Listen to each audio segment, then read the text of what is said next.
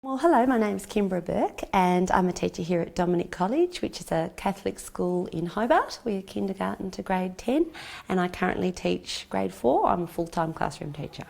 I'm particularly interested in improving my capabilities as a science teacher. I can see that children are very engaged in science, but I'm not greatly skilled nor qualified in that area. I attended a meeting with other grade 3-4 teachers in the Catholic sector in Hobart-based schools, and together we worked with in teams to plan a unit of work around, in my group, physics and science, which is an area I'm not that experienced at teaching. Currently, Catholic Education Tasmania is advocating to classroom teachers that we should be using the backward design approach in teaching based on Wiggins and McTighe's work, and that idea would be that we look at big pictures and big concepts that we cover, and then the assessment process, followed by the learning process that we're constantly teaching towards the big ideas and the big outcomes. So in practice, that idea of backward design looked like, for me, that I looked at the Australian curriculum and looked at key standards and thought about big ideas in physics. You know, for example, forces operate in our world. And then I tried to break that down a little bit more into the actual outcomes.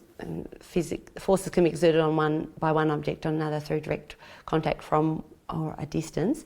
And then I looked at some assessment tasks that we could possibly do with it. In this particular unit, I asked the children to design a piece of playground equipment, or actually a theme park ride that used forces in the ride. To help skill the children in this area and actually teach the learning, I went and resourced some forces and physics experiments that I thought that would be perhaps appropriate for about a 10-year-old age level, and I hunted down some different experiments that I thought might be suitable for the children, and I tried to sort them into different types, into different categories. So we spent a few lessons on each force and then building up towards the final culminating performance task of designing the piece of playground or theme park equipment. Let's have a little look. Do you want to just quickly tell us, Bianca, about what your task was here that you had to do?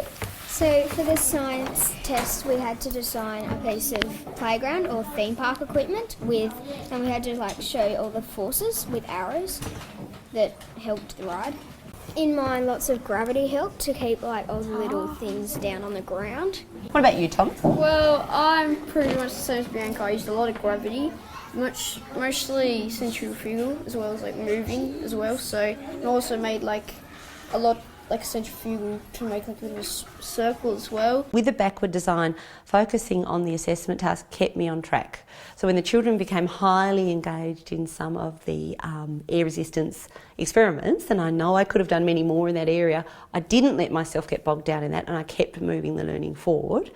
So that meant that, by the time we got to the end of the unit, I felt fairly confident I'd given them a good exposure to a wide range of physics forces. In reflection, looking back in an earlier unit of science I'd taught this year, I found that I let the children drive their own interest, and because they had particular fixation on one area of a unit, we tended to do a lot on that, and that didn't give them a good overall balance on the whole unit of geology. So I think in future, if I was to teach that unit again, I'd be much happier and more comfortable and confident as a teacher to use this approach in my planning rather than my previous model.